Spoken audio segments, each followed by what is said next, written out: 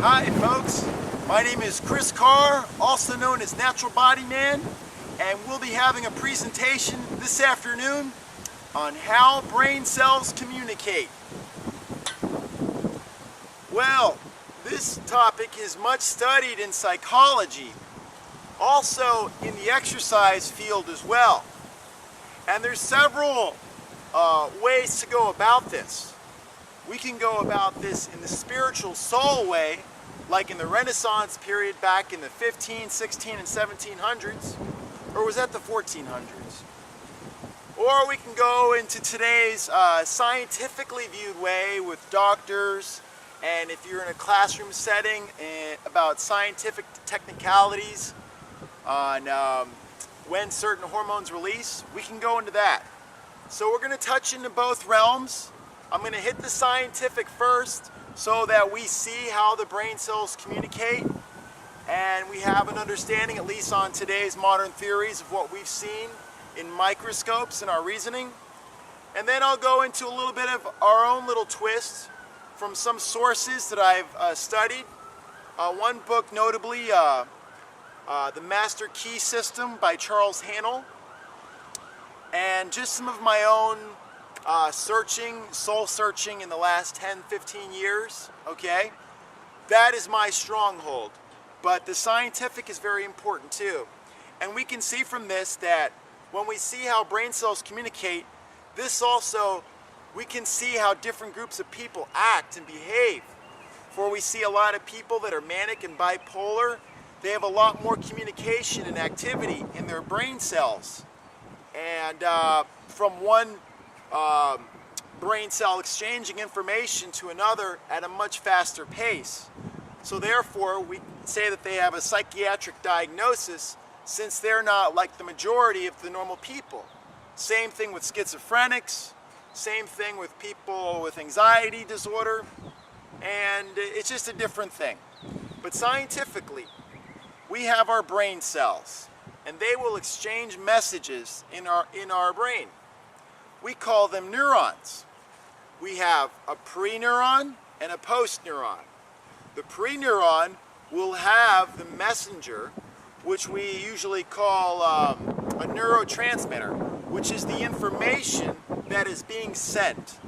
And it goes from one neuron to another. So from a presynaptic neuron to a postsynaptic neuron. Okay?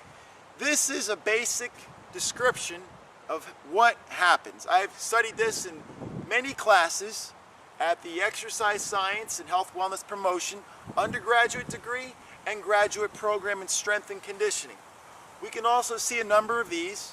I have a psychiatrist, and I've been explained to this to some decent detail with him in the years in the past, along with my also searching too. We have calcium is released.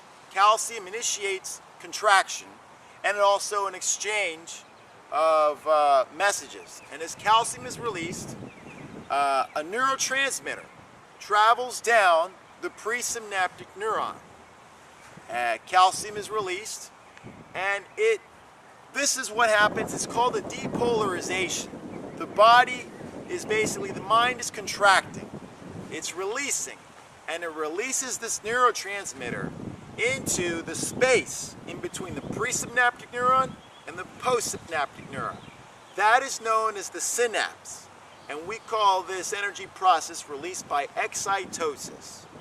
So, as it leaves and binds onto the postsynaptic neuron, we call this, the surface, a motor end plate.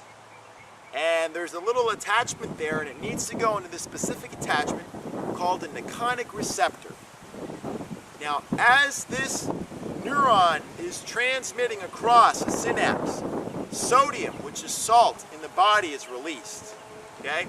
When it reaches, then potassium is released from the postsynaptic. As potassium is released, the messages are exchanged on the neuron. And the messages aggregate to more fibers around and more neurons. But then this thing, it's an enzyme called acetylcurlase E,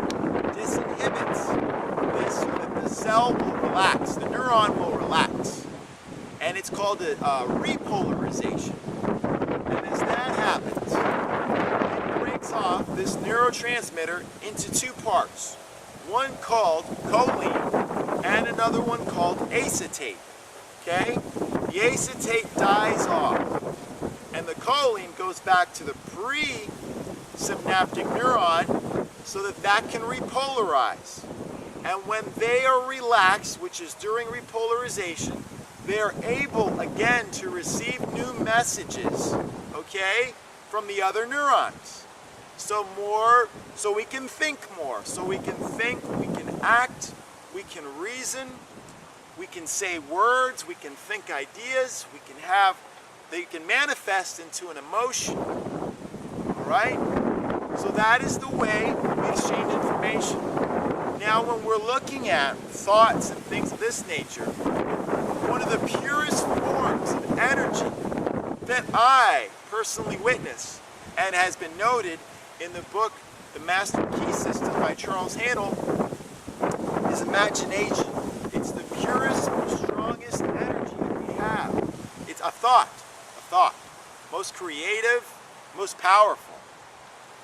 And as we have this imagination and build thoughts, then the thoughts, and this takes physical changes in the brain. It changes the exchange of the neurons. The neurotransmitter starts sending messages. And when we're excited, enthused, we exchange more of these thoughts. When we're depressed, lazy, and sad, we have a lower neurotransmitter. The brain cells are acting lower in each other. That's why someone who is bipolar mania on the downside will be sad, confused, not thinking much. Okay? And everybody, like 66%, the majority of the people, always have their brain cells firing at a certain rate. And they would be called normal people. But the ones outside that are outside that standard deviation. Okay? And they are the exceptions. They're no less of people, and they're really no dumber. If you've ever tried any drugs before, or alcohol, you will see that this will disinhibit the depressant drugs like alcohol, will make you fire slower. While the more speedy drugs, like cocaine, crack, acid, they'll have you hallucinate after a while. You'll hallucinate, and you'll be at a much higher wave frequency. And in my theory, you will be inside a different world.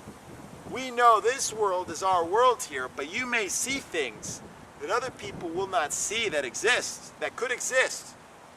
So your perception is altered and different. And a lot of times by taking in these chemicals, it releases and ignites really are chemicals that are within inside us, and it releases them at a much higher proportion than we normally have at a normal resting state, eating vegetables and fruits and drinking water. Okay? But it's very interesting to see because, imagination and thought, they collectively turn into ideas and they manifest into physical emotions. Because we can start crying if we're sad through these thoughts, or we can start laughing profusely. We're getting pumped up, And these emotions are physical.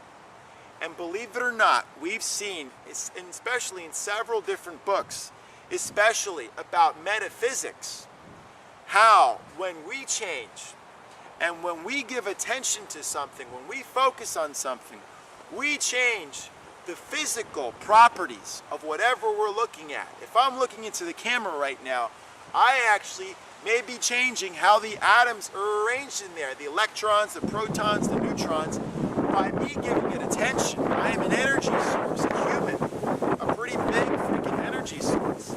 And we have created, not so much created, but we have molded all these substances together, concrete and steel, and put these things together. How? Through our imagination. And we have been able to create the fiction out of science fiction. And also as we give awareness and we give attention to these things that we're exhibiting, it changes it. And after a while, we can attract the conditions, our ideals, which we desire, which is a nice big thing. It's fulfilling. Sometimes it works different in different ways. And I can only speak for myself, cannot speak for you. We are all different. We all have our strengths in certain areas, our weaknesses in certain areas. And I truly believe each and every one of us is the best in one thing than anybody else in this whole world. Each of us has our own individual talent. Well, I thank you for joining me today. It's a nice day here in sunny Florida. This is a fun swing. I love being a little kid and swinging. And remember, have fun and exercise. Yeah!